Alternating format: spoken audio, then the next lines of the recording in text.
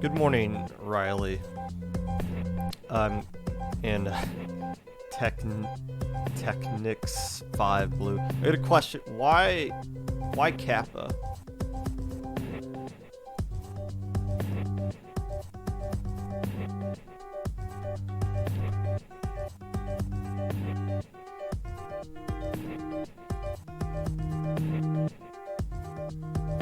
You're listening while playing solo queue. What's the rotation right now? It's been... Some of these Clam Blitz rotations have been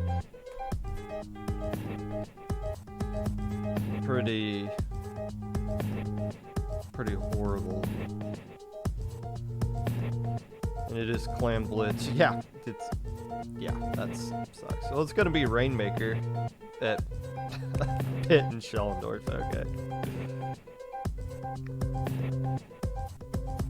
Look, I don't mind solo queue. Some people can't do solo queue without having an aneurysm.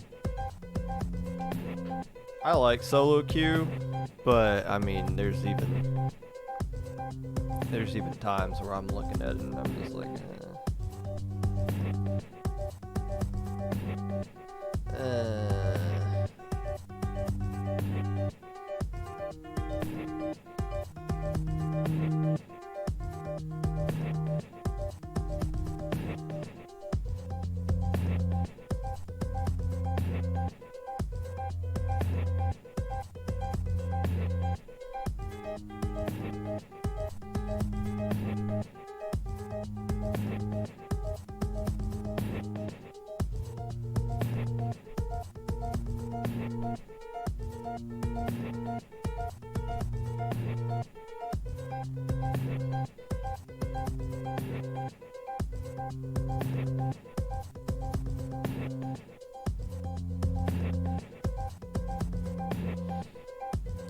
Reef wanted a short, simple name, particularly a Greek letter. It's both a Greek letter. Oh, it did the emoji. Kappa is both a Greek letter, but is also a creature in Japanese folklore. And is a Twitch mode. That is true, as we can see. I don't know. Ink Strike Inklings had some... it's basically the same team, right? Like, no roster change, like everybody just... Same Ink Strike team, we've all... Yeah, no roster change. Alright, fair enough. I know some other teams that are rebranding their name as well. Tuniverse is currently in that kind of field of trying to come up with a new name. Problem is coming up with a new logo. I thought the Ink Strike logo was fine. Because when you're like a team like Ink Strike Inklings that's just been around for a long time, you start building up kind of a following. People will catch on soon enough. Hell, my team went through a rebrand. We were Sploot Troops for a good chunk of time. We were Split Troops for, I think, a full year, but then we changed to Destiny Troops still same team, basically. Just felt like it was time for a new logo and new name. I don't think we're ever going to change Destiny Troops, even though it's a dumb team name. We need to change our logo, though.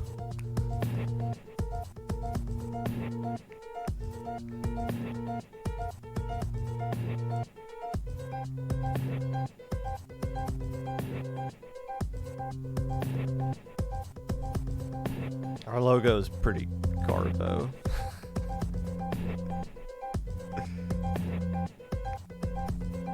I like the colors and the aesthetic of it. It's just I want something more original.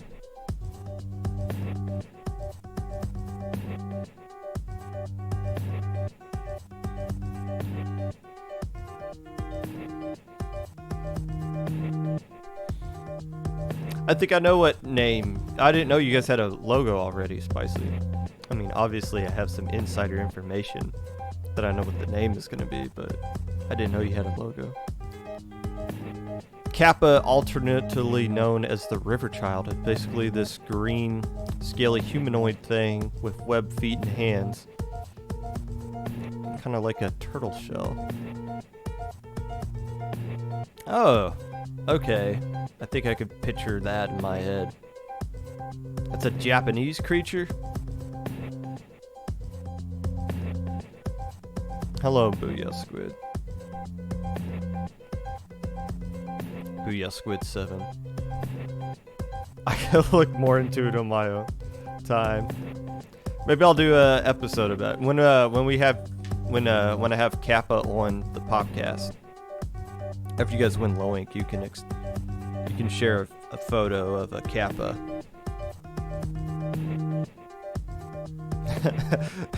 The Lombre from Pokemon. Oh, that's what it's based on. That's fair enough. Oh, has anyone played that? What is that? Pokemon Unite or something? Somebody said it was a League of Legends Pokemon thing. I don't know what. I know what League of Legends is. I've never seen it in action, so I don't know what that means. But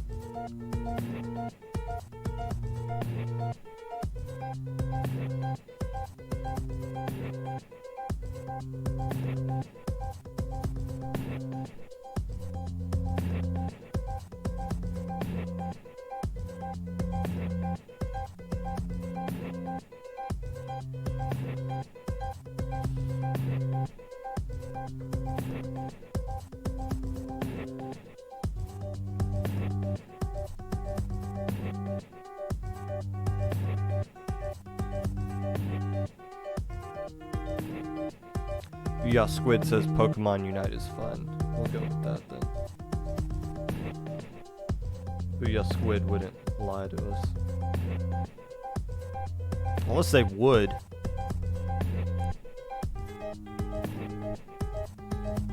Chrissy on Twitch says it's pretty good, so some mixed opinions there. Could be fun, could be pretty good.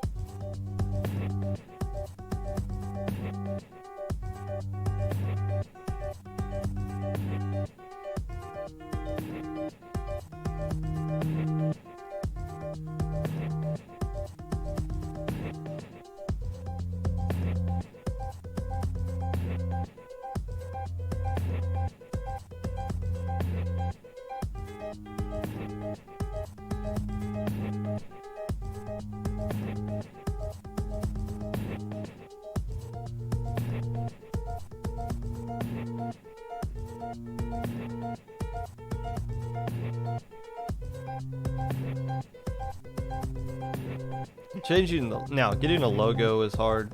I would consider having a new team tag in your IGM is even more difficult. Like, getting everyone on your team to agree on a certain tag is next to impossible. And also coming up with a tag that also makes sense. Like, some teams just have tags that make no sense at all for what their team name is. And it's like, how am I supposed to know that's what your team is from your tag? Like, ours isn't inherently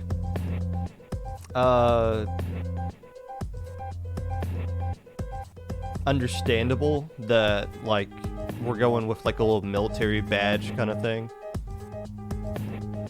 But I guess if you explain it, it makes sense. Some other teams, I feel like if they were to explain what their tag is, it still makes no sense. It's the relevancy to what their team name is. The Destiny troops, look, I just explained it. Silver. What is the resilience tag?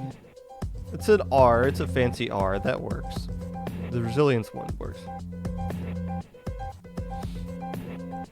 Well, we used to just have like a /DT.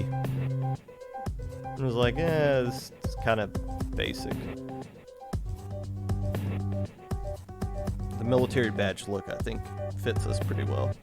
I think everybody universally agreed with it. I think their only debate was, do we want a filled-in star or a blank star? And I think our artist explained that the blank star was more aesthetically pleasing. So we just went with that. But then you had that one person who wanted the filled-in star, and it's like, well, no, then you're gonna be like special, you know, like what? Why do you get the filled-in star and other people don't? Yeah, the resilience one works. I'm usually not a fan of those bleedy letters, and you see that S a lot. If any team has an S in their tag, it's always that double S thing there. You're a big fan of /DT? I think you were the only one. I don't think any of us liked it. We used that tag for like a year. And it was like, it was just meant to be a placeholder, and it wasn't for like a whole year until we finally decided, like, hey, maybe we should put effort into trying to make this not look like crap. Like, your team tag is basically your uniform, right? So people know you.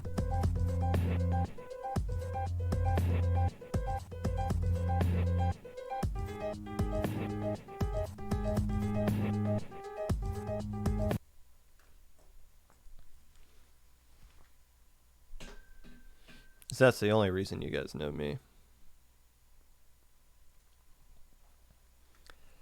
Hello, friends, and welcome back to the Popcast. Whenever you're listening to this, whether it be live or VOD, Twitch or YouTube, or Spotify, while you're celebrating Splatoon 2's fourth birthday yesterday, asking Chara to rate your team's name, waiting for the group stage of SOS to end and bracket stage to begin, whatever it is that you're doing right now, appreciate you taking the time out of your day to listen to this. Unless I don't. Yeah, just a quick comment about last night's SOS, not as a member of IPL, but as a participant. Yeah, it kind of sucked. I saw a lot of people complaining, which I understand. But I don't think any of the issues that happened last night were the TO's fault. I think a lot of times it looks like TOs are just kind of sitting on their hands, like, oh, well, let's just wait half an hour for everything to kind of fix, because we're like, no, like, nobody wants a tournament to end more than a tournament organizer. I promise you that. So, I saw a lot of people complaining. Basically, like, Battlefield just kind of broke down to some extent. Like, it wasn't reporting all of the games correctly. It was like you couldn't, like, it was a best of three, or it was play all three in the group stage, which I think they take like each game into consideration for seeding for the brackets that they do. So, but you could only report one game. So, like, everything was just a 1-0 result, so they had to, like, go back through and figure out, like, Okay, was these 3-0 results? Was it a 2-1 result? Did you just report game one where the team that won game one wasn't the team that won the entire set? I don't know about. I don't know. I'm not involved in SOS in any way, but I did just want to point out. Yeah, I saw a lot of people complaining about it. It was still a good look. It was still a good tournament. And I do want to point this out, man. I don't know why people are asking or mentioning that SOS should go back to a double elimination. Oh my gosh. Please shut up. You do not want this to be a double elimination tournament. SOS is the best tournament we have in this community. Period. Period. Oh my gosh. It's weekly. It's a weekly tournament. It's capped at 32, which still teams drop, which creates buys, which is frustrating. But still, it's group stage into a bracket stage that everybody qualifies for based off of where you finished in your group. It's the perfect tournament to grind. Like if you are playing an SOS, regardless of what your skill level is, you're going to escape that tournament as a stronger team than what you did before signing up for it. It's way better than playing in scrims. These people asking for, oh, this was better when it was a double elimination. Were you not here when this was a double elimination tournament? Who wants to play past midnight on a school night on a Wednesday? Like, nobody wants to do that. Seeding every single team. My team got seeded wrong. How could you do that? I had to wait 50 minutes for the next match to start. If you're in grand finals, you're just sitting there late on a Wednesday night waiting for losers bracket to catch up. Double elimination is fine. It's an okay format. But why do people want it to be in SOS? You are crazy. That's all I wanted to point out. I saw a lot of people frustrated. I played in SOS. I was frustrated too, but in the back of my mind, I knew this is not the TO's fault at all. So why people keep coming up with these stupid ideas and complain every single week for problems that don't exist is beyond me. But I wanted to throw that out there. News of some other tournaments that are going to be going on. I guess there's only one tournament that I do want to plug here, and that is Little Squid League 14, which is going to be on August the 14th of next month. So Little Squid League back consistently now is a good thing to see. We love Little Squid League, and you guys love Little Squid League as well. 40-ish teams signed up and played last month. That was a record for them. They already got 8 teams signed up for next month. So Little Squid League, is this the next Low Ink?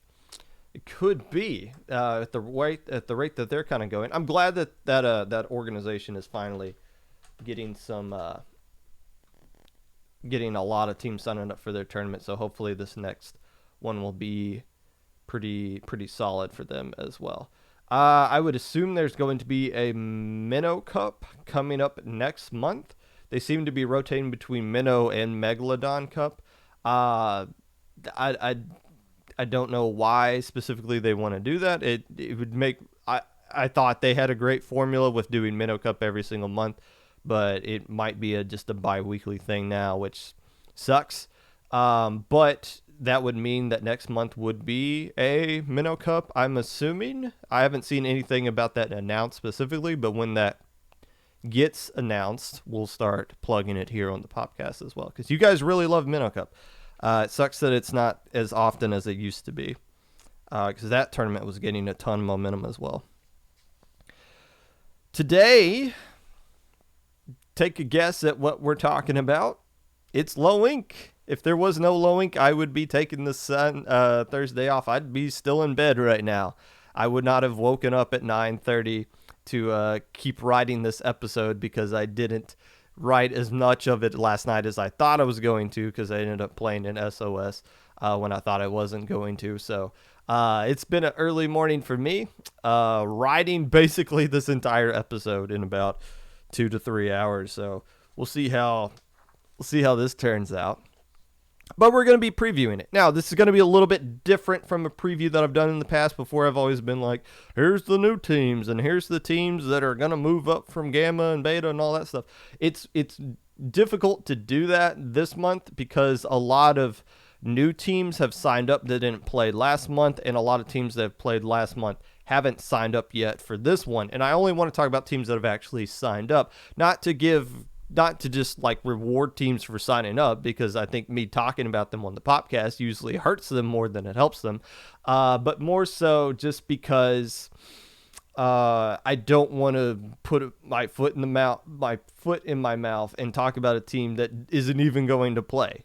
I've done that in the past. When I did my top 10 or my previews on Monday, I would talk about teams in my top 10, and half of the teams in the top 10 didn't even register. And they're like, bro, we're not even playing this month. We're like on vacation or whatever. So I was like, oh, well, this makes my top 10 look bad. And then people DM me and be like, oh, you only got half the teams right off the bracket. You didn't even mention the team that won. So it's like, okay, I hear you. I got you. That's why we're adjusting it to do Thursday. And when I can't do like a normal, I don't want to just like get comfortable of just going through the motions here. I want to invent new ways to entertain you guys and to also share information about other teams. I think I got 50-ish, 45, 50 teams that we're going to talk about today. And there's only like 68 that have signed up. So I'm basically going to mention and talk about slightly in depth about what 75% of the teams that have signed up for this tournament. So we're going to get into that on today's episode of the Popcast. But first,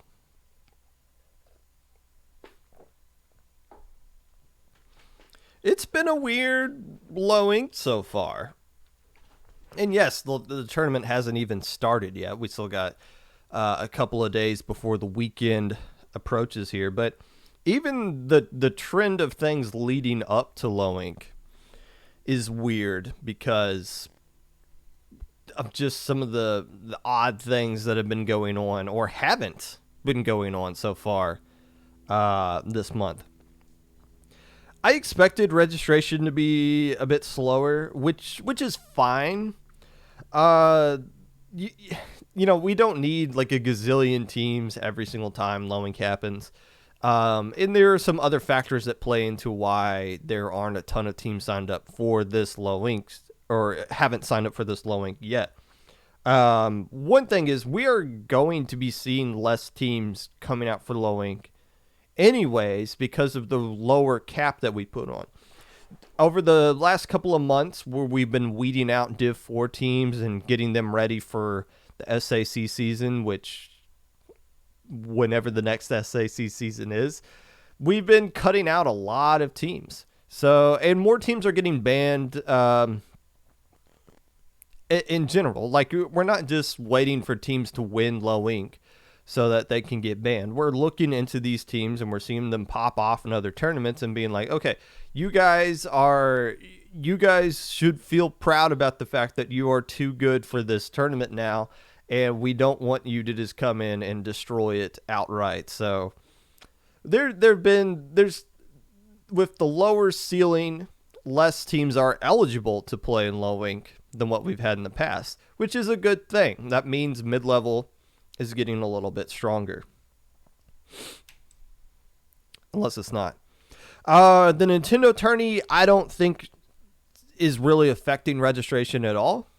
Little Squid League had 40 plus teams sign up for their tournament, and they went up against the first Nintendo tournament that they've had, that Nintendo had in this string of where they decided to come in and dominate July.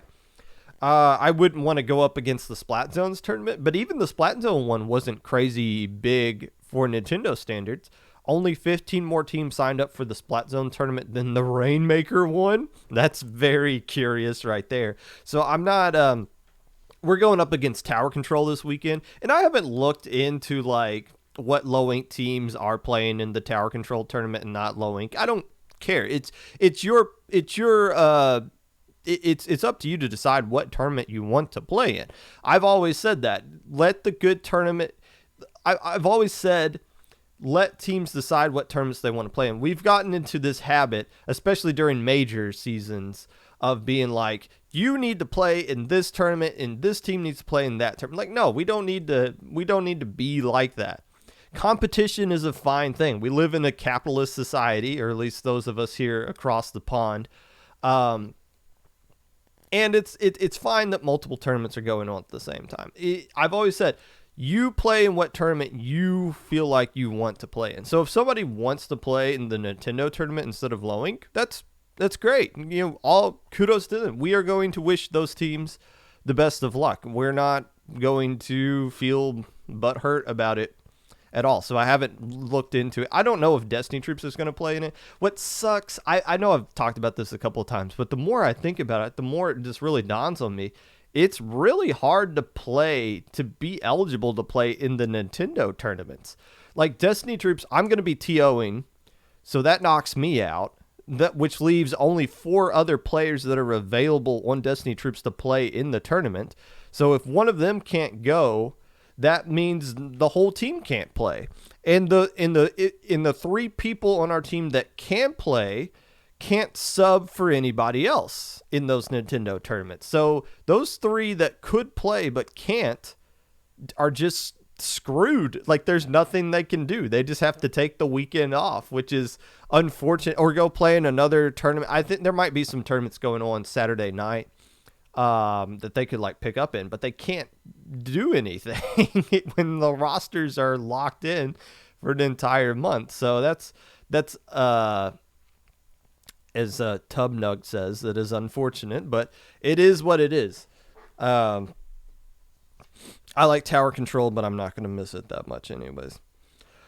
Oh, I don't really... The lowest we've had in recent memory, especially in the 2-day era that we're in right now, the lowest amount of teams we've had sign up is 77. That was back in September. Interestingly enough, that was the month that we had the biggest prize pool. That was the $200 prize pool that Xanadu won, getting the bracket reset against Last Chance. Last Chance making grand finals twice in a row and failing to win it both times. I think Luau was the other team to knock them out. But yeah, that was the biggest tournament prize pool we ever had, and it's been the lowest registration we ever had at the same time. If I recall, I think it was because we had a lot of people try to sneak into that one since it was such a large prize pool, and we had to kick out a lot of people. I'd have to go back. I remember I talked about it on the recap episode of the Popcast, which would be like, I don't know, episode 15 or something. That was a long time ago, but I remember we had to kick out a lot of people, which is why that number was so low. I think we'll get more than 77 for this Low Ink. I think we're at 68 right now. Now, not all those 68 teams will play. We're still verifying a lot of teams. There are some teams that I need to DM today to let them know that, hey, we looked into your team and found out that you guys are a bit too strong. There's a lot of teams will drop. A lot of teams will wake up on Saturday and realize that their teammate isn't available to play, so they can't get in. So that number will go up and down, but it doesn't really matter. 77 is fine. I think we'll get more than that, but it's not going to change anything. That September tournament that Xanadu won was fantastic. It was memorable, not just for the members of Xanadu, not just because of the $200 one, but just because it was a great tournament all around. And the teams we already have right now would make this tournament great. But I believe the more people that are going to sign up over the course of today and tomorrow are just going to add to how awesome this tournament is going to be. And don't really... On the flip side, the opposite of 77, the most we had was 137 in January. And I don't know, how did you guys feel about that? That tournament was cool that we had that many teams playing in a tournament that was skill capped. I think that really showed what the power of what low level was. But I mean, the tournament as a whole kind of sucked a little bit, didn't it? Was that the month that Rising Matrix won? I think it was. They either won it then or in February. No, Xylo won it in February. I believe that was that was the Rising Matrix one. But still, taking out Rising Matrix, 137 teams. That's when we had to do the 4-group thing, which kind of sucked. And the reason we did the 4-group thing is because if you have a certain number of teams in a group, Battlefy will force a 7th round of Swiss, and nobody wants to do 7 rounds of Swiss. That's why there's 2 groups of Swiss right now, because if we just made one giant Swiss group, it would be 7 rounds. Hell, in some months it might be 8 rounds, depending on how many teams sign up. And we're not doing that. Nobody wants to play 7th round except for the teams that fail to make alpha bracket. Like the teams in the 9th and 10th spot might want to play a 7th round. The teams that are at the very bottom that are like 1-5, 2-4, they don't want to play a 7th round. And the teams at the top don't want to either. And we as TOs don't want to have to deal with it as well. So like nobody wants 7 rounds of Swiss, which is why we had to do 4 groups in January.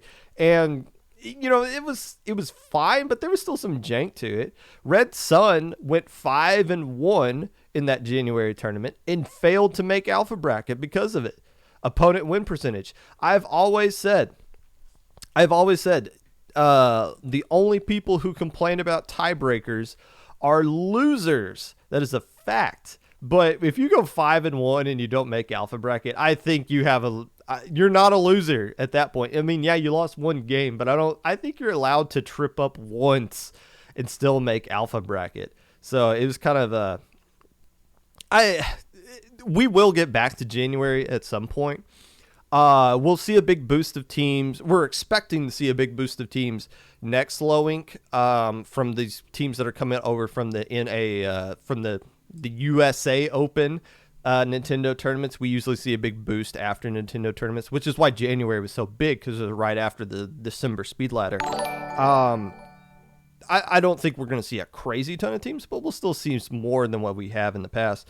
When Splatoon 3 comes out next year, holy crap, whoever just blew up chat gifting to 10 subs, thank you for doing that. We're just going to keep rolling right along there. I believe that was Bucket of Butter. Thank you. I'm not going to read out all those other subscriptions, but there you go.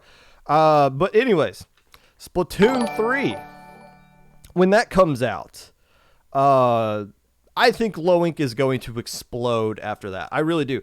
It's going to be, it's going to be interesting when Splatoon 3 happens, but I feel like it's going to bring in a whole lot of new blood to the competitive scene. If there's a Nintendo tournament right when Splatoon 3 comes out, like a month or so, I think that's going to be huge for them as well, which in turn is going to be huge for us. So when Splatoon 3 comes out, I think that's when Low Inc. is going to get back up to those 137s, those 140s, maybe crank up even higher. I think we'll break new records then. But until then, I think we're going to be stuck in this like 80 to 90, 95 range of teams, which is the perfect number for me personally, I think. But as far as what this tournament is, this is a window tournament. I know the Geek Squids really liked it when I said that they have a window to where they could win this Low Incs. But this is going to be a window tournament for a lot of teams. And thank you. Oh, I was going to say, I felt like the subscriptions had ended. I got tired of seeing my face spinning around like that. But thank you once again, Bucket of Butter, for gifting all those people a sub.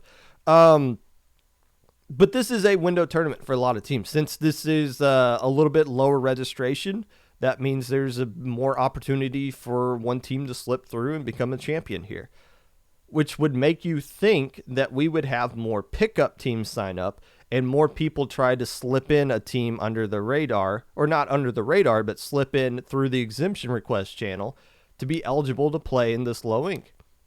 We have not had, and I kind of want this to stay this way, we have not had a single exemption request all month.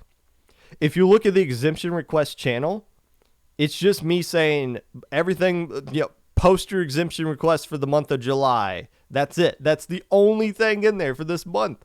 That's so bizarre. We usually have like what, 8 to 10 exemption requests, and we, to our credit, we deny the vast majority of them. Not all of them, but for the vast majority of it. It's like, come on, like you want this person to play in this tournament? That like no. And I think that's what most people are starting to realize is, well, they're just going to deny it anyways. So maybe they're not. Maybe that's why they're not asking. But it's still kind of bizarre that we haven't had anybody try. I mean, the worst we can say is no.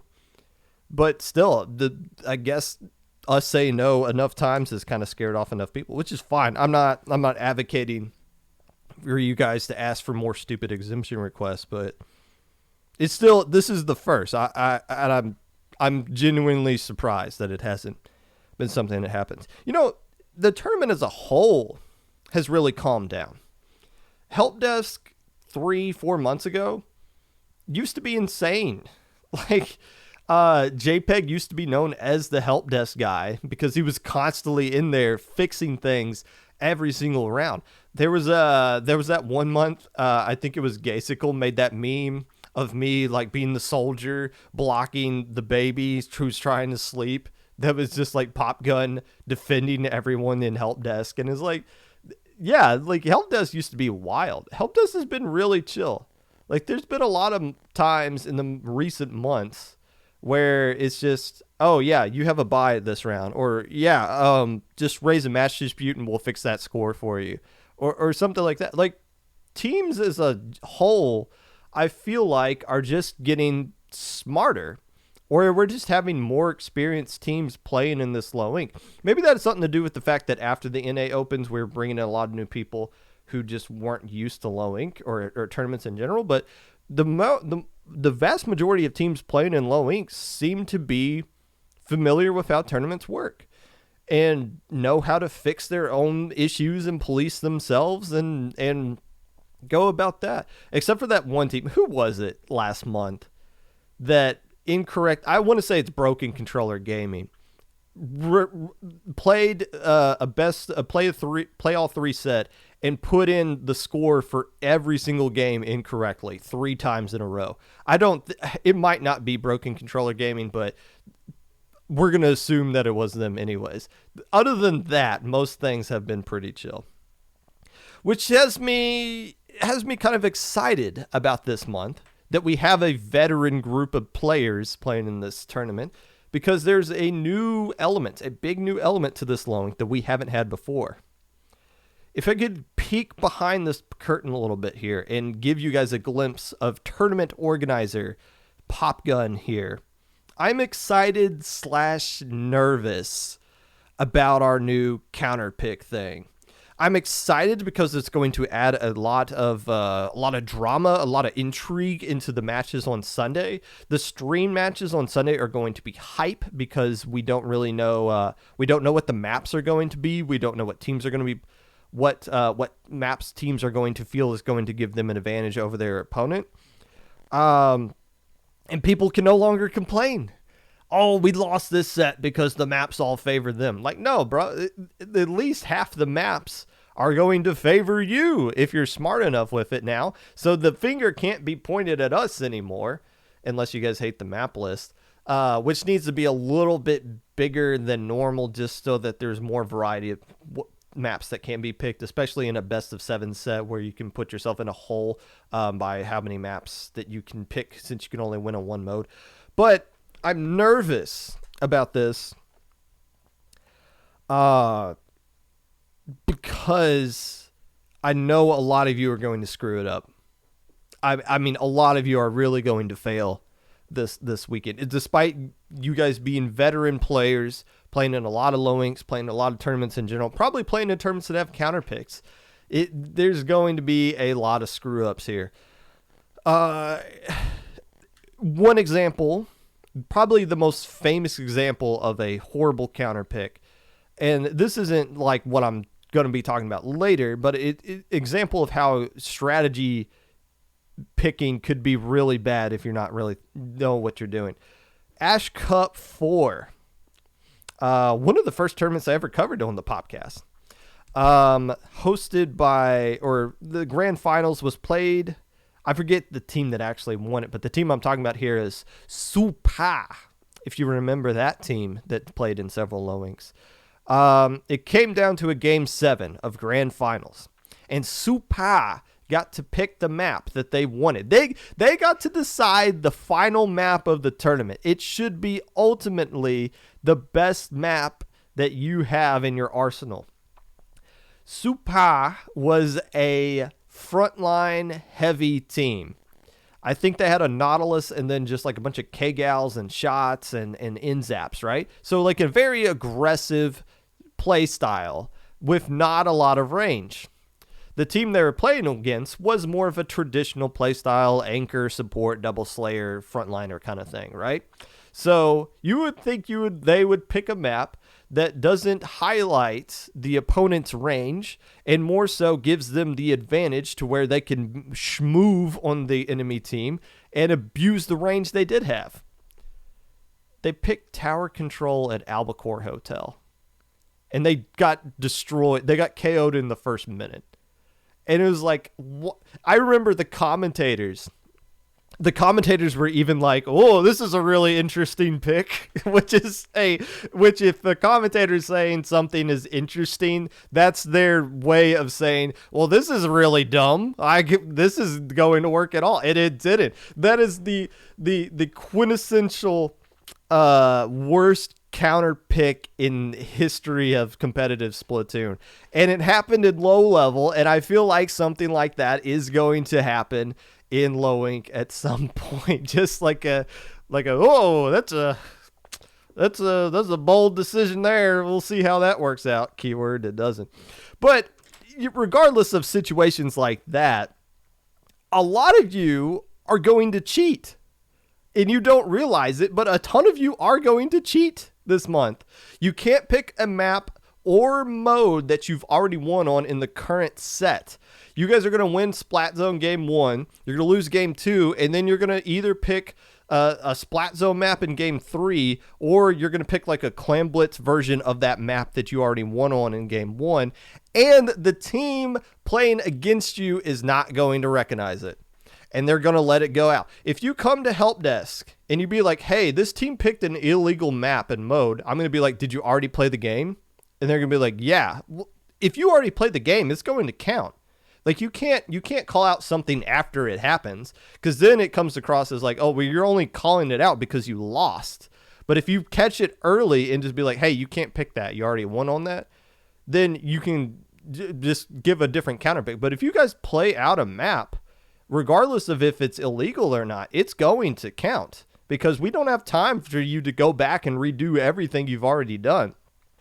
And I know this is going to happen because it happened to us. It happened to Destiny troops in SAC finals 4 times. We were playing against the best of the best in SAC finals, and I'm not going to name names, but we had several teams just try to camp out on one map or one mode specifically, and I had to tell them over and over again, no, you can't pick that. One team, oh my gosh, I'm really not going to dox this team, but one team, it came down to a game 5, which we played in several game 5s in that finals.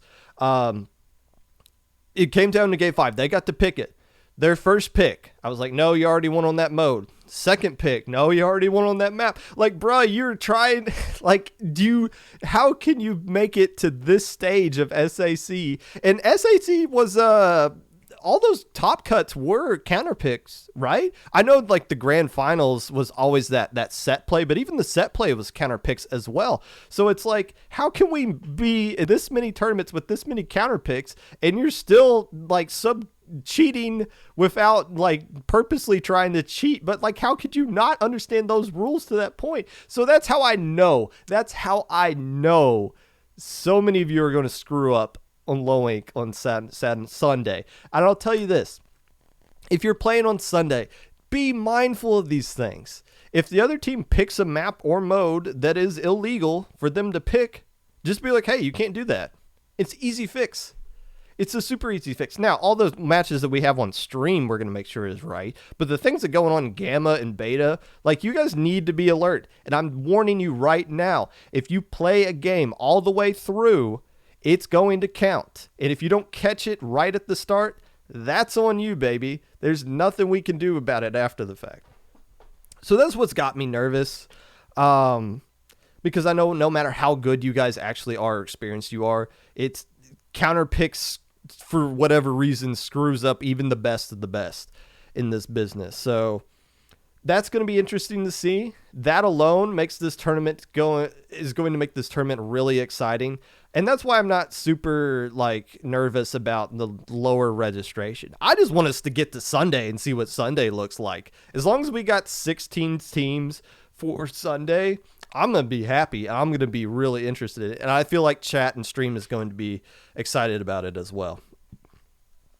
With that said, let's start talking about some teams that are going to be playing in this tournament. Starting with about 35 teams that I'm interested in here.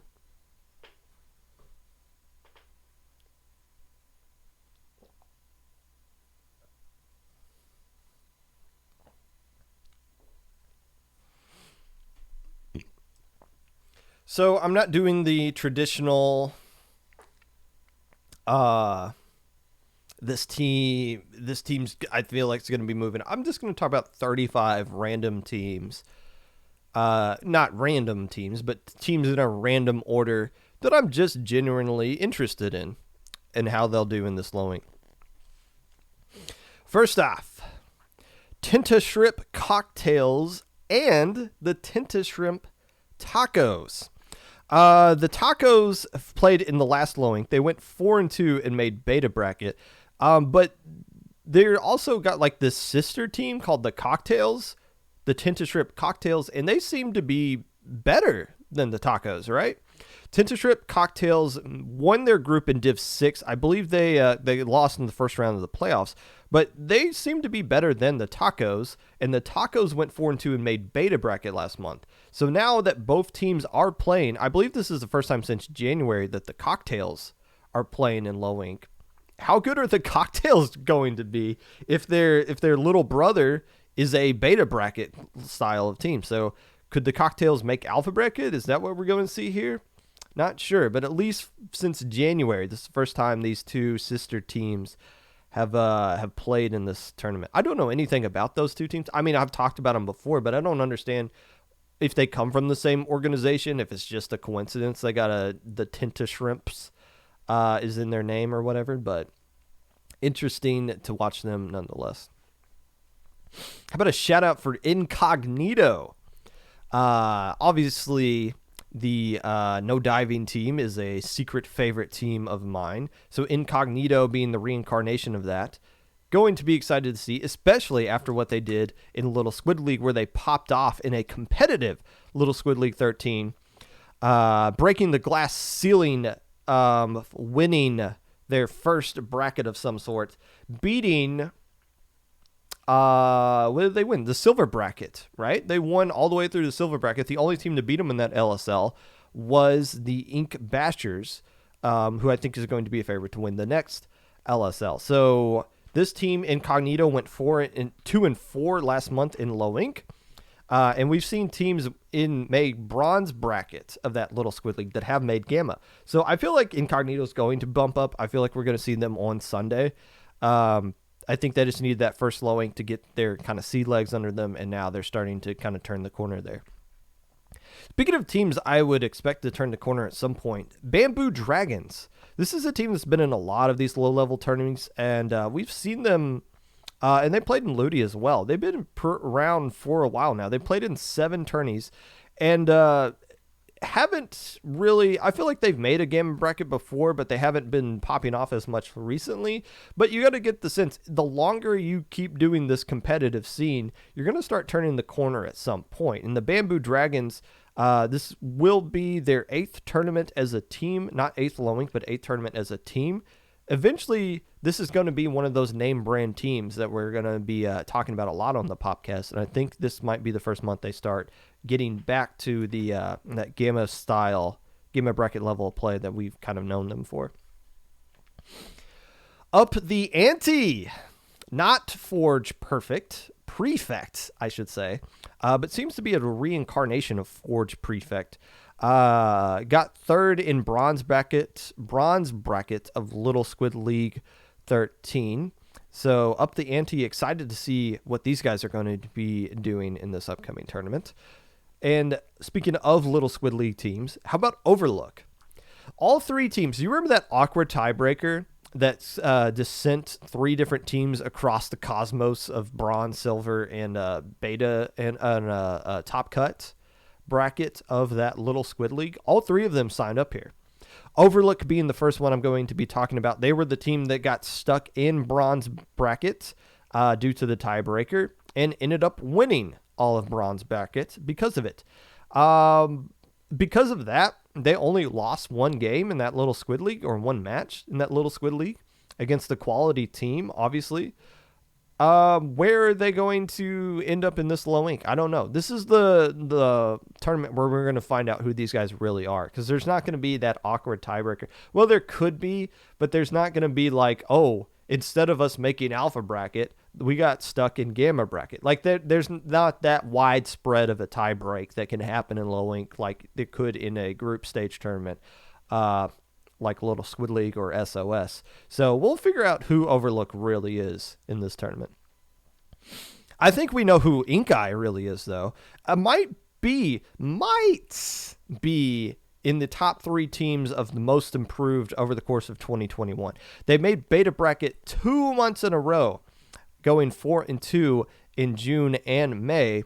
However, they have yet to get a win on Sunday, at least as far as beta bracket is concerned. But the fact that they're consistently going 4-2 is a good sign. It's just going to be a case of, can they show up ready to play on Sunday? Legato got second in silver of Little Squid League, made Gamma last month. And this is why I'm saying Legato is the team that made Gamma last month. And Incognito is the team that beat Legato to win silver in Little Squid League, and they didn't make Gamma. So that's why I'm saying Incognito is going to be a Gamma level team, because teams like Legato, who they have beaten, have made Gamma bracket and have done decently well in it. So Legato, and I believe Legato is recruiting right now. I think I saw them post like a cute little art piece last night that they were recruiting, looking for a new member. So it's good to see teams are still out there recruiting, and we'll see if they get anybody before low ink and what that person can add to them going forward. Fire Aura is a new team with notable players from Last Ditch Effort in Sawillo. I think Sawillo was one of those teams that didn't actually, like, they signed up in Looney, but I think they dropped really early on and didn't play any matches. But Last Ditch Effort, I believe they disbanded, but that was a team that had been around for a little while in low ink. I haven't talked about Last Ditch Effort a lot because they didn't do anything crazy notable. They were just kind of like one of those middle of the road kind of teams that you know existed. And usually when we see teams like that have been around for a while disband and then form this new team, Fire Aura, that's when we usually start to see players, individual players on those teams start to kind of make a huge step forward. So we'll keep an eye on them. Mellow is where you can see there is no, the order of this doesn't really make a lot of sense, but we're going back to another tiebreaker team from LSL. Mellow was the team that got lucky enough to be put into top cut of that tournament. They're signed up here for this low ink. I believe they won one game in that top cut, so they kind of justified being up there, despite all the tiebreaker kind of stuff that just worked into their favor.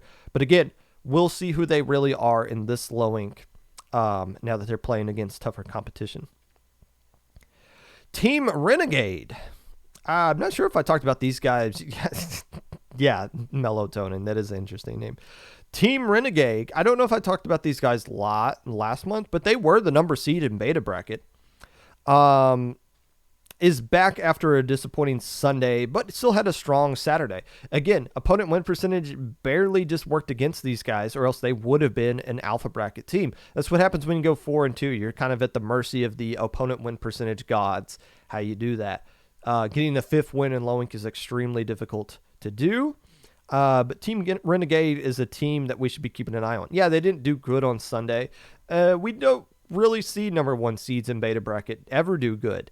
Not that I'm saying this was the case for Team Renegade, but we have seen teams in the past who are like, oh man, I was this close to making alpha bracket. Now I'm stuck playing in beta bracket, versus the number 16 seed that they got to play in round 1. That is like, yes, we didn't make gamma bracket. We barely qualified for beta. We're excited to be here. So those interesting dynamics. And that's your first matchup on Sunday. The team that's super excited versus team that's kind of let down, which is why we always see 16 upset number 1 seed in beta bracket. I'm not saying that's the case with Team Renegade. I would assume they would be proud to make beta bracket, but now second month here, can they get back to beta at least? And if they do, can they kind of pop off on Sunday and get some wins there? Hey, we're going to have some teams coming over from the NA Open or the United States Open next month, right? We're expecting that to happen. We already got one team coming over here. So give a warm welcome to Ink Alliance, who played in the Rainmaker and Splat Zone United States Open Nintendo Tournament and is skipping the Tower Control 1 to come join us over here in Low Wing. So welcome, Ink Alliance. Not sure how they're going to do, but hopefully they have fun and have more fun than what they did in the Speed Ladder Tournament. But always want to celebrate teams that are growing new to the community from the Nintendo tournaments, which is the point of why we have Nintendo tournaments. A team they might play against who's a little bit older, a little bit more experienced. How about Hydra? This team is at least 1 year old. They played in Low Ink every now and then. They don't play in Low Ink consistently, but I believe the first Low Ink they played in was June or July of last year. So Hydra's been around for a while. Their most recent result was in May of Low Ink, where they made Gamma Bracket. So Hydra can maybe show Ink Alliance the ropes if they play against each other. Speaking of older teams, who's the oldest team we have here? You could go with Irida, a team that's been around so long that we finally learned how to pronounce their name. It's not Iride, it's Irida, actually. This is their first Low Ink since March, and it doesn't feel like it's been that long since we saw these guys. In their first, I say they're one of the older teams, their first tournament, June of 2020. So it's been a full year since Irida has been in existence playing in Low Ink. If you want to talk about true age, CIA is definitely the oldest actual human age team we might have in this entire community if Day Old Sushi wasn't a thing, or you had to be at least 25 to be on that team. But CIA has been playing not just an old human team, but also an old team. First tournament of Low Ink that they played in was February of 2020. This usual Gamma/Beta bracket team, former LSL champions, much like the Demon Hunters, who aren't here for some reason. But CIA, definitely one of the more older teams, but not the oldest team. I'm pretty sure the oldest team we have playing signed up for this Low Ink right now is Surf and Turf, who first played in Low Ink back in October of 2019. Wow, that seems like a long time ago. I looked into that October 2019 tournament. That was the first time Sploot Troops made Top Cut.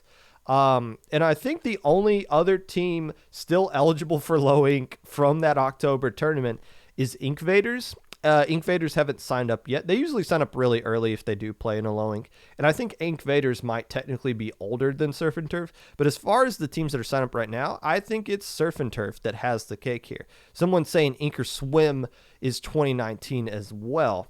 I haven't seen Ink and Swim is signed up in this tournament. But I still feel like Ink or Swim is one of the newer-ish teams.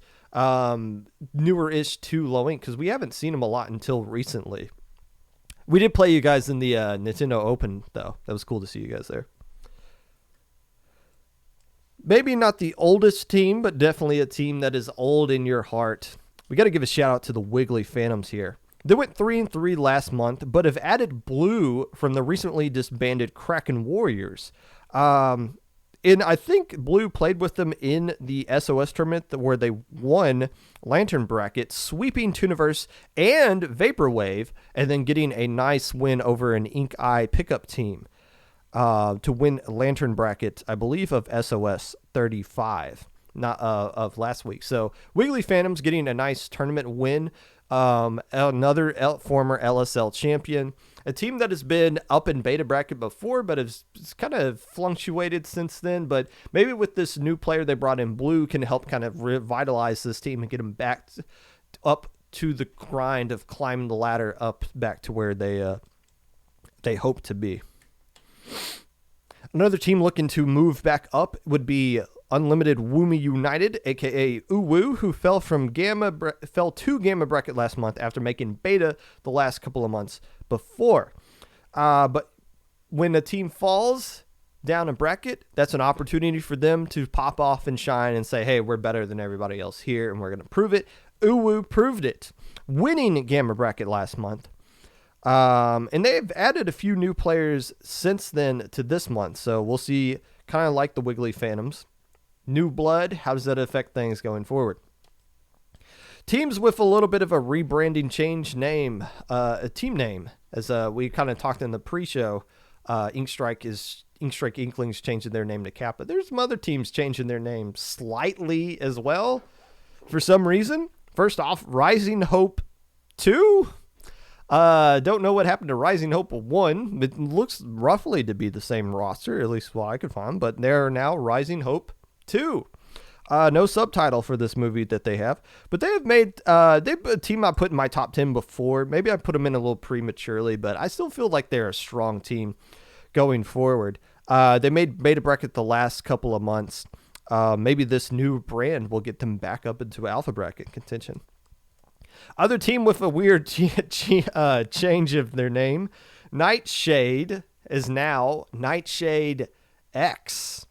This is like when Mega Man went to Super Nintendo, so maybe Nightshade is more of a Super Nintendo team than an NES team going forward. Don't know. But they got third in silver of LSL 13. And this was the final team that was in that tiebreaker that is now moving on. So Nightshade X, not Nightshade 2, like Rising Hope. Nightshade X going forward. Speaking of night teams, have they ever played against the Night Logic? This was a Gamma team that made bronze in LSL. Has Nightshade ever played Night Logic before? Like, these teams have been around for a little bit. I feel like they have at some point. I wonder if that's a rivalry. If it's what's the name? What are we going to call that matchup when they play against each other? The Good Night? Something like that? I feel like that's a rivalry on the name alone. They're both LSL teams. Sticking with this theme of LSL teams, how about Ocean 7, not Ocean's 11. Then LSL Top Cut team, who we didn't really get to see how well they would do in Top Cut because they were one of the victims, the early victims to that Demon Hunter team. So how would Ocean 7, who won their group in LSL, do against other teams? We don't know, because they got stuck playing a monster right off the bat in Top Cut. So how do we, it'd be interesting to see them play in this low ink against other teams. I believe they played in last month as well. But we'll see how strong this Ocean 7 team really is.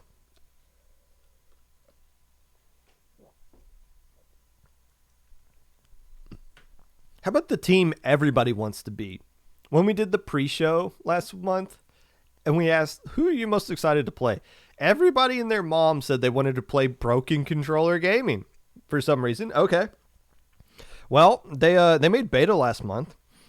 And they did pretty well last night in SOS. I believe they had a sub with them, 1/2 of 3/4, or 0.375 sub with them, I believe. I saw that on Twitter last night. So they did decently well in that, but obviously that player is not eligible to play in this tournament. So Broken Controller Gaming, we'll see how good they actually do here. But they did make beta last time they played in low ink. Vaporwave has been grinding a lot recently. They've been playing a couple of SOSs, losing Lantern's final last night to a strong Geek Squid team, 3-2, almost knocking off Geek Squids. That would have been a really quality win for Vaporwave, who we think is finally back into the form that we saw them when they were almost beating Mahi Monsoon in that grand finals of that Little Squid League 12, I believe is what that was. Let's talk about Heaven's Moonlight real quick. When I first saw Heaven's Moonlight, they were playing ITAP in a testing grounds. There was no stream for that testing ground, so I just did like an unofficial stream of that. And we streamed ITAP and Heaven's Moonlight.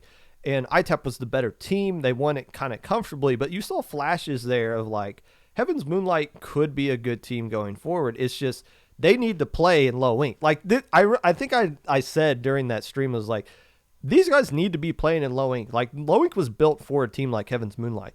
And they did. They played last month in their first low ink. They didn't make Gamma Bracket, but still, the more these guys play, the better they're going to get. So it's good to see them come back again this month, a month later, and we'll see how much they've grown over the course of July.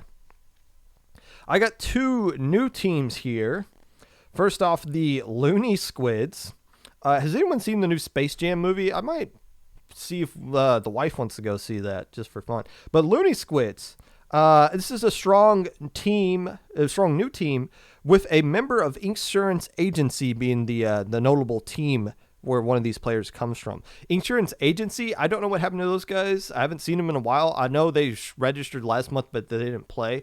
And I don't know if they disbanded or not or whatever, or if this Looney Squids team is a pickup or project or new team. I don't know. It's a team for this month, and they look on paper, just by looking at their roster, they'd be somewhat pretty strong. Defiance is the other new team here, looking really tough. And here's the teams that these players kind of represent. Pufferfish Party, Outcast Ninjas, the Deep Fried Octolings. No, not on the roster when they won last month. This player left that team long before the Deep Fried Octolings won, so don't come at me like that. And the Gremlins, which was a pickup team, one of the most recent pickup teams to make Alpha Bracket. We've usually seen a pickup team make Alpha Bracket every single time, so I don't know. Defiance, the name like Defiance sounds like an actual team name, but I wouldn't be surprised if this was just a pickup project kind of thing with some of the players that are on it here, representing actual legit teams. But I think this team will be really strong just by looking at their history. Mission Instinct used to be an Alpha Bracket team, but they've been trending down recently. I'm not really sure why, but the fact that they made Alpha Bracket in the past, back when this was a Div 4 tournament, that's kind of the reason why they got the good Looney Div that they did, and why they still have potential to do really well in this low ink and make Alpha Bracket. I think Saturdays just kind of tripped them up, just having difficulty getting to that 4th or 5th win that they need. But Mission Instinct becoming one of these more low ink regular teams that we shouldn't be forgetting about, even though they haven't been getting the same kind of results that they've been used to getting. Radical Dreamers, LSL Silver Bracket team, playing in their second low ink. I believe this team is basically a reincarnation of Team Wipe. If you recall, the team that had one of the multiple teams in this tournament for whatever reason that has an exclamation point at the end of their name. There has been one team that has won low ink with an exclamation point in their name, Fluency, so maybe that's what they're trying to emulate there. But Team Wipe is no more, or at least for this month they're no more, and Radical Dreamers seems to be the reincarnation of that. Hyperflow entered. I'm really interested to see what this Hyperflow team can do. I think we played against them a few times in SOS, and they've been grinding throughout SOS. This is a team of low ink veterans led by Moo, the K-Gal specialist. You guys know how good K-Gal is in the current meta that we're in. So Hyperflow, I don't know how good they're doing. I would rate them as a beta bracket team with potential to make alpha. But this is the first low ink we're going to see them in, so I'm not sure how good they'll actually do. Last team I want to talk about is Tuniverse, because this is the last time you are going to see this team name as Tuniverse. They are going to announce a new team name and a new logo, as Spicy revealed in chat earlier today. But it's still going to be the same Tuniverse team, just with a little bit of a rebrand, because they added in 2 new players. Their roster is got a newish roster. I mean, it's still the same team, just a little bit of a newish roster. So I don't know how good Tuniverse is going to be. I think they're just kind of using these next couple of months as just a warm up, build some synergy, and then go back after it once they build up that. So keep an eye out for Tuniverse. See how good they actually do this month. I'm excited to watch them, not just because I'm married to their captain. Yikes. That was a lot of teams we went through there. Now we're going to talk about the best of the best. We're getting down to the nitty gritty, the top 10. The thing that is surely not going to come back and bite me in the butt in the end.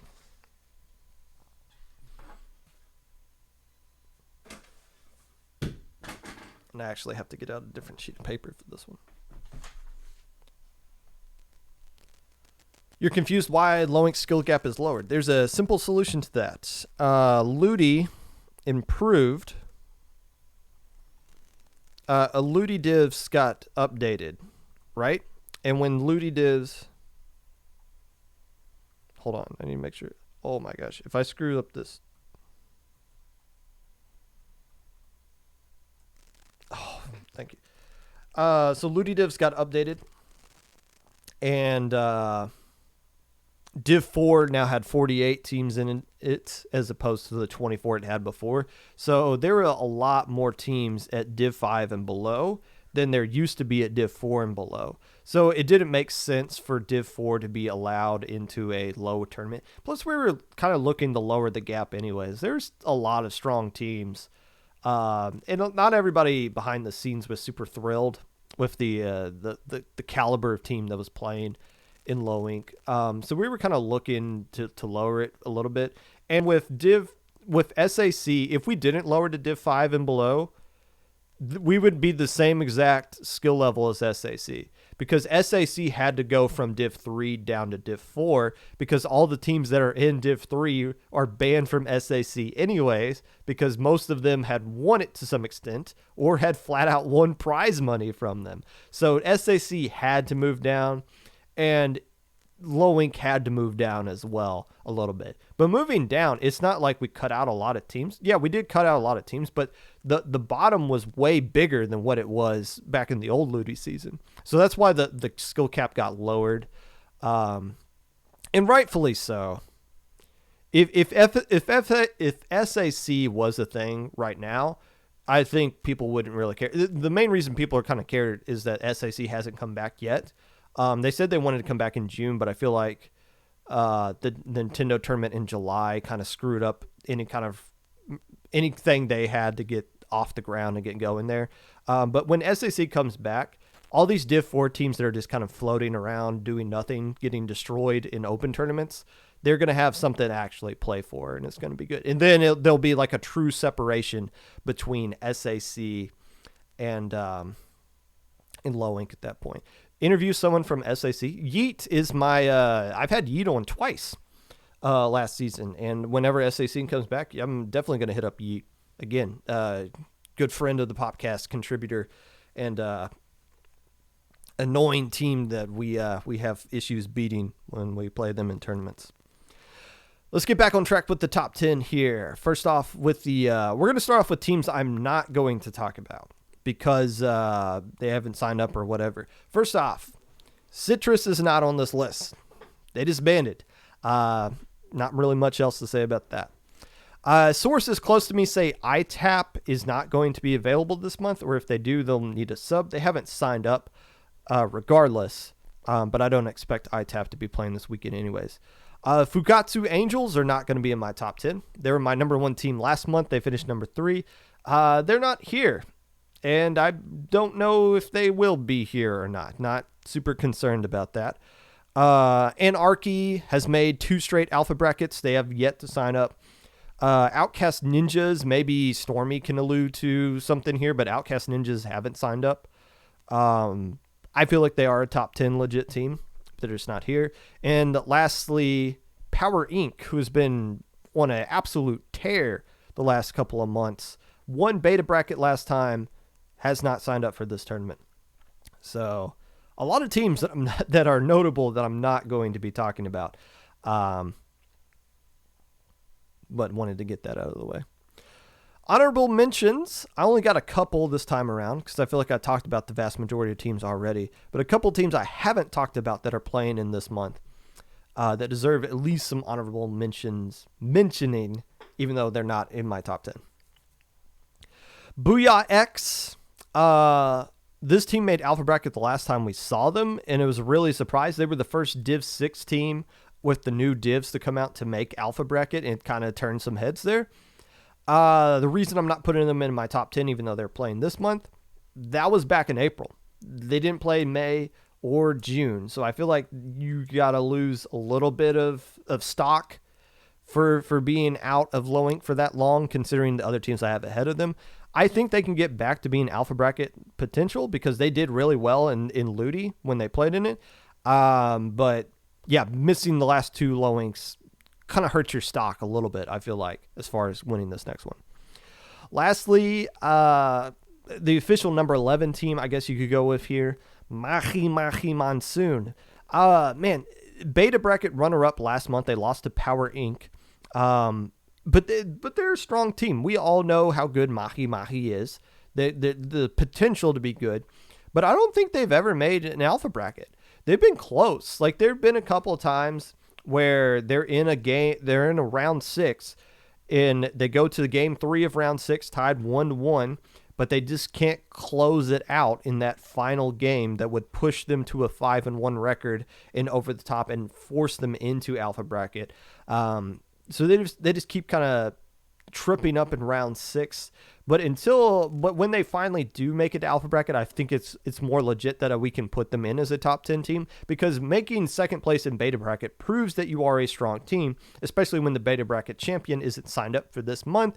But I want to see them make Alpha Bracket. It was the same with the Deep Fried Octolings. I want to see you make it to Alpha before I start considering you to be a legit threat. But Mahi, my official number 11 here. All right, top 10.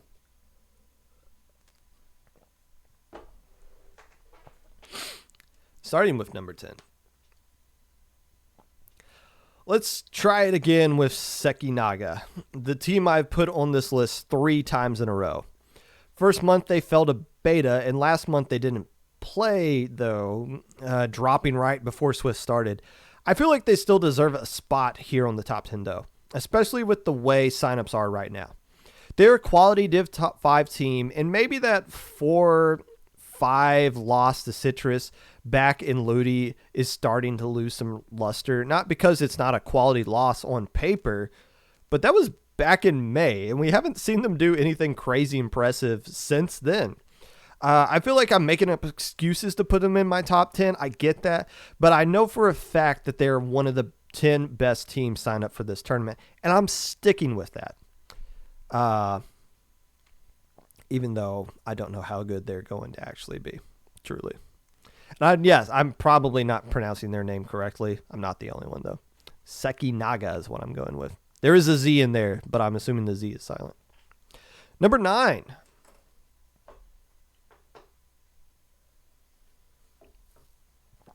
Do you guys even know who Leg is?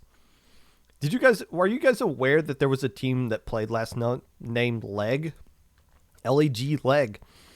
Besides from being one of the few Alpha Bracket teams last month to sign up again this month, what do we even know about these guys?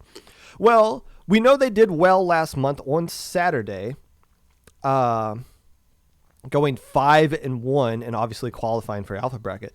But their loss in losers round 2 on Sunday isn't super exciting as well. But since they went 5-1, they've only got 3 losses last weekend, and 2 of those losses came at the hands of Citrus. The teams they beat include Ink Bashers, Beta runner-up Mahi, Alpha Bracket teams Ultimate Hope Staker, and the Ink Strike Inklings. That is impressive for a team playing in their first low ink. What should we expect from them this month? The second month a team plays in low ink is usually where I say we'll find out who they really are. If Leg makes a return trip to Alpha and gets a few more wins on Sunday this time around, then we can start seeing them as a legit contender to win this tourney. But for right now, I feel like number 9 is fair. Number 8. Ink Strike Inklings, or Kappa as they are known now, should feel good coming into this low ink. I've said that they are one of the most consistently improving teams over the course of 2021, and they finally made their way back into Alpha Bracket last month. Growth is always difficult when you get to this level of the tournament, though.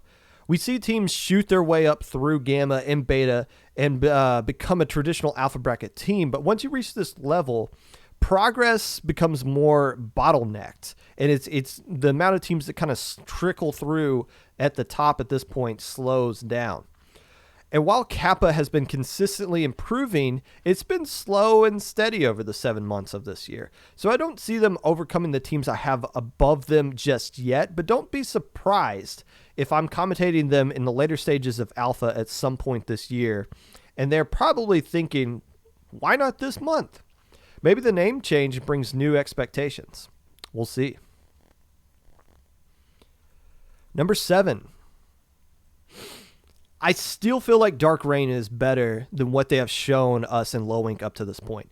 Yes, they won Beta in May and followed that up by qualifying for Alpha in June before being eliminated and finishing tied for 9th. I want to move them up higher because I legit feel like this is the first team I have on my list that I would truly consider a contender to win this. The problem is they haven't played in a tourney since last Low Ink, or at least nothing on Battlefire that we can find. That's not super concerning, but I'm sure they've been scrimming and are ready to go this month. But if all the other teams I have on this list having a ton of recent tourney experience in SOS or Testing Grounds or Paddling Pool or whatever, you got to think this gives other teams an advantage over them. I think the goal for Dark Reign is just surviving Saturday again. And yeah, you could say that about any team that I have on this top 10 list. But they finished 6th in their group last month with a 4-2 record and just got in off of their opponent win percentage. I would love to see them go 5-1 and comfortably make it into Alpha Bracket and then do some damage on Sunday. But consider this my first Dark Horse team to win this tourney because they are capable of it from what they've shown us in the past. I just don't know if it's enough to get past the other teams that I have up ahead of them. Number 6.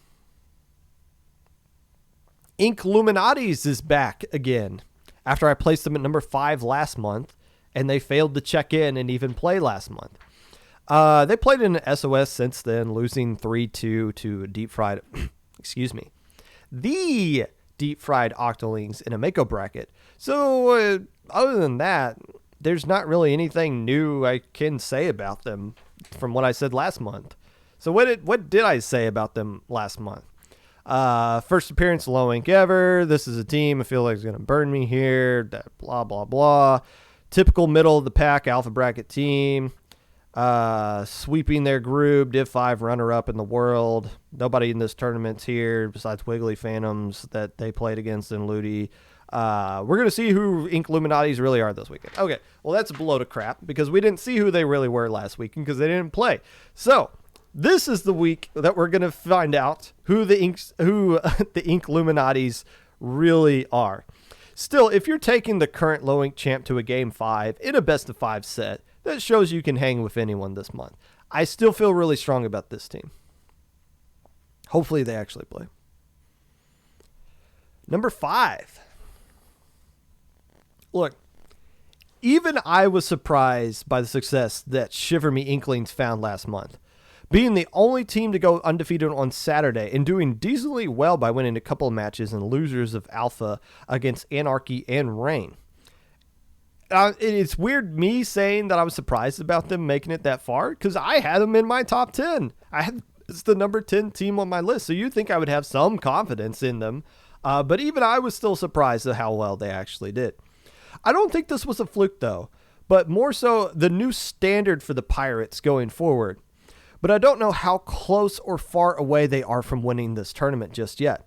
We have seen teams pop off and dominate Saturday before, and that's always nice, but the praise for being the Swiss champion gets quickly forgotten when you don't show up to play on Sunday. Last month, as the number 1 seed in Alpha Bracket, the Pirates got swept round 1 by a team that got eliminated in the same round of them as losers.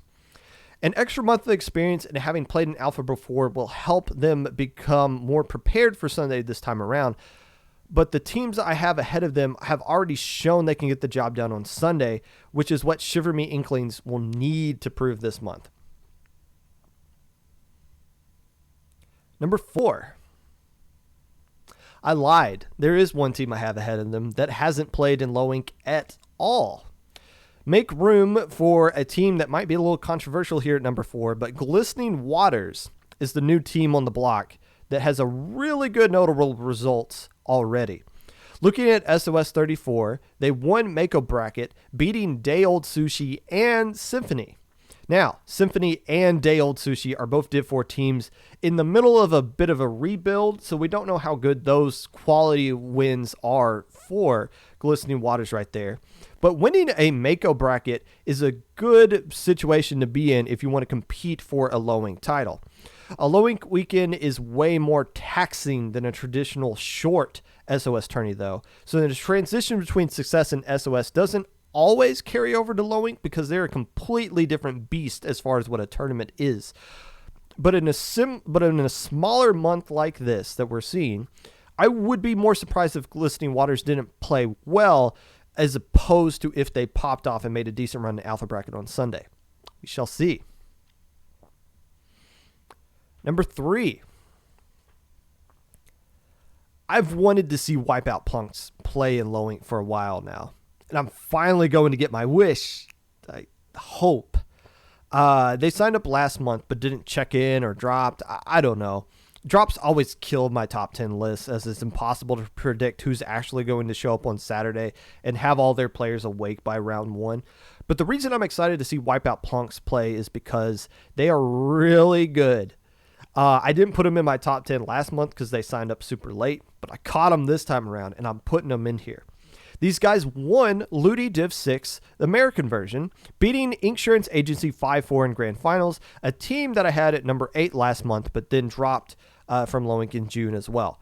So if they actually play, I expect them to do really well, like really well. I feel like they are legit one of the best 3 teams in this tournament as it stands right now.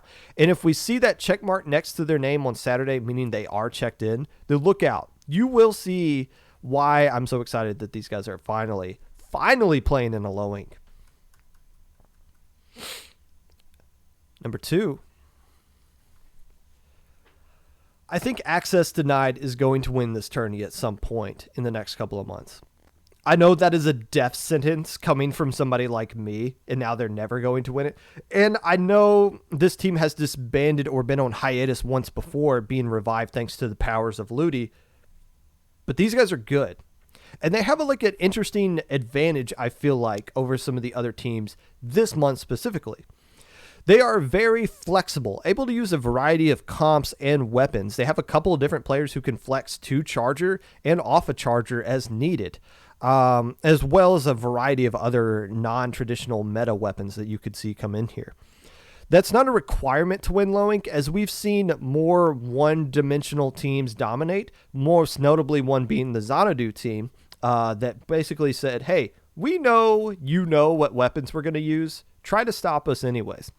But this is different month that we're in here. When you add in the element of counter picks, the team that benefits the most from that added depth of strategy is Access Denied. They tied for 9th last month like Dark Rain, but they've been playing in an SOS this month to help give them a little bit more experience. And with the signups the way they are now, I feel like they're the legit number 2 team here. But I'll take their experience and flexibility over some of the newer teams I have on this list, at least for this month. Again, counter picks is really going to favor teams that are super flexible, and Access Denied is the best flexible team we have in this tournament right now. And now, the number 1 team that will win this low ink.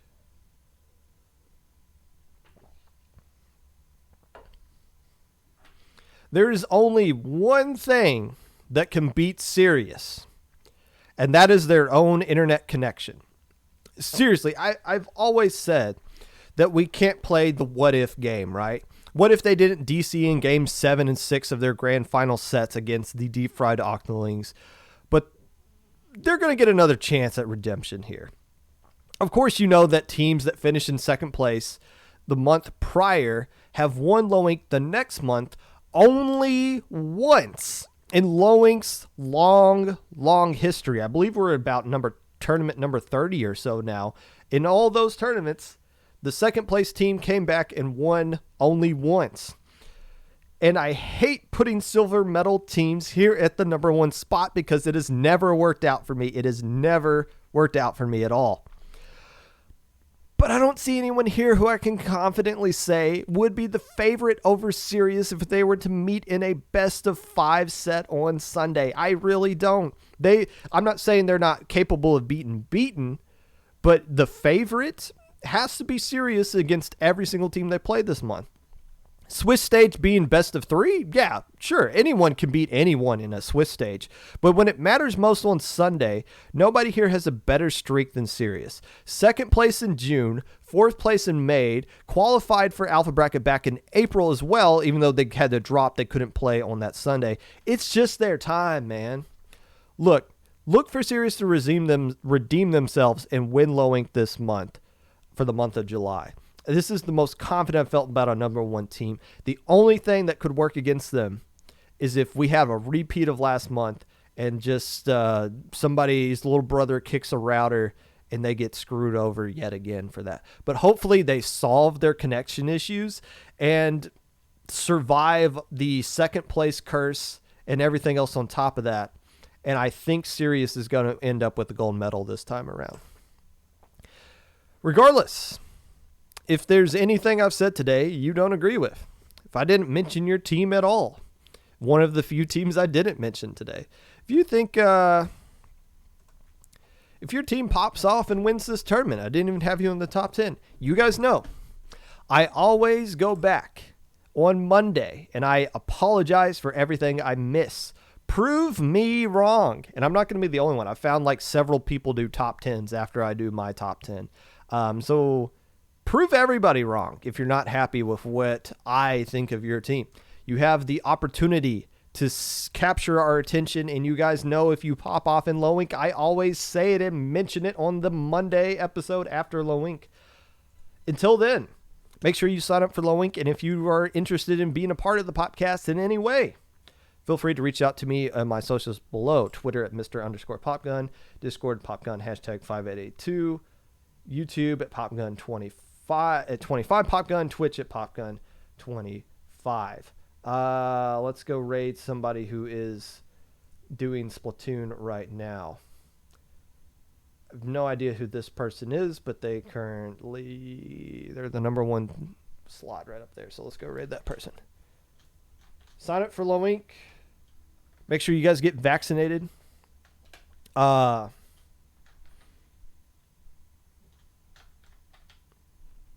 And try to survive this weekend. Invalid username? Is this a person that has... Oh. I just spelled it in wrong. I was born in 1925. What gave me away? Because I look like I'm almost 100. In this community, I might as well be.